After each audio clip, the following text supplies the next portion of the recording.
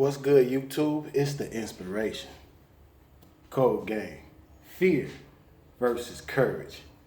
Fear versus courage. Our brains is automatically going to tell us that something's going to go wrong in our lives. That was pre-programmed in us from birth. It's innate in us to sit back and tell ourselves to be fearful of the things that's going to come our way.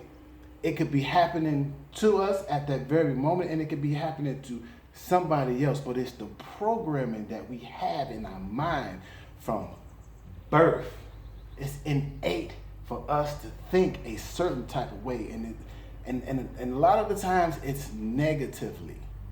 It's thinking negative about the things that what we were told that we couldn't do, some things that we wanted to do because the people thought we couldn't achieve it. So they automatically told us, that was programmed, they automatically told us that, hey, I don't think you have the ability to do this. I was told as a child from a lot of people in school, not in my household in which I grew. People have to sit back and understand it. It's not necessarily the parents that enable a child. It can be outside entity. I was told as a child that because of my abilities and being dyslexic as a child, what I would never be able to achieve. I was told I was a loser. I was told what I wouldn't be, and I was told I can only do this. That fear, those people laughing at me, that fear of what they were saying about me, those people put that fear in me, them, because of what they were saying, hindered a lot of my childhood and my adulthood. It stopped me from doing things in the earlier part of my life. Do I regret it? No, I don't. Koldgame. Koldgame. Koldgame could be something that can be used negatively and positive. It's a two-sided coin to that. But I don't regret anything that anybody has ever said to me in my life.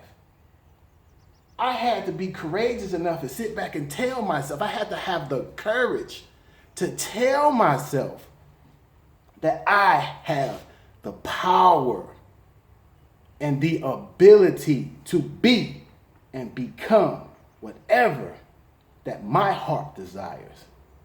God has purposely fulfilled me with a personality to overcome, and that is in every individual in this world. I don't care your standing in life. There's always, it might take time for certain people to get to where they were. I told you, from the ages, it took me, I'm not even gonna put the age out there. It took me 5 or 6 years to get in the military. It took that time because of my ability, because it is something that I wanted. Do not allow a person to sit back and tell you what you cannot achieve in life.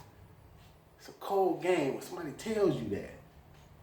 They're breaking you down and telling you your abilities when you already know what you can do. God's already put that forth.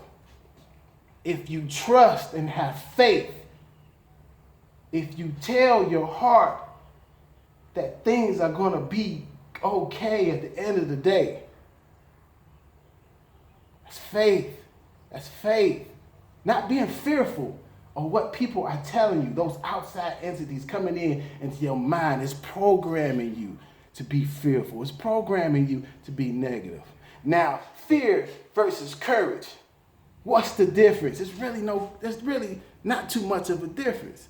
Because you still have fear in your mind when you have courage.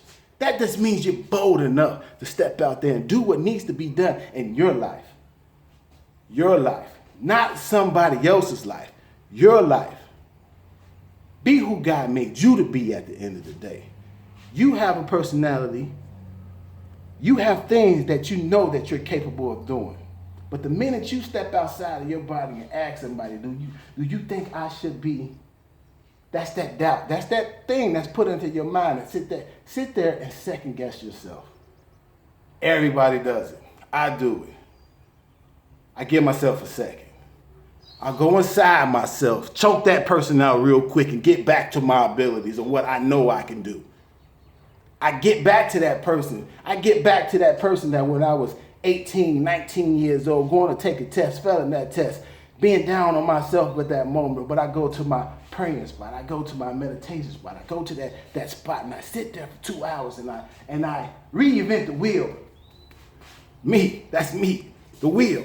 I reinvent the wheel and I come back to a spot to say, I'm going to do it.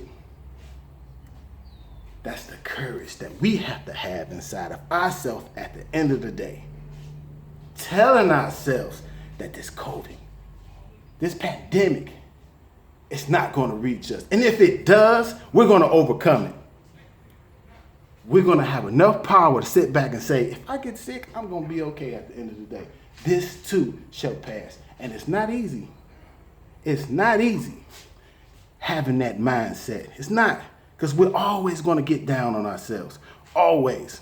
But just know, in the end of the day, give yourself that minute. Come back. As that negativity comes in your mind, choke that person out and say, hey, it's going to be done. God's will be done at the end of the day. Walk around with your chest out, chin up. You hear me? Eyes forward. If nobody told you were great, guess what? You don't need that at the end of the day. It means a lot to a lot of people.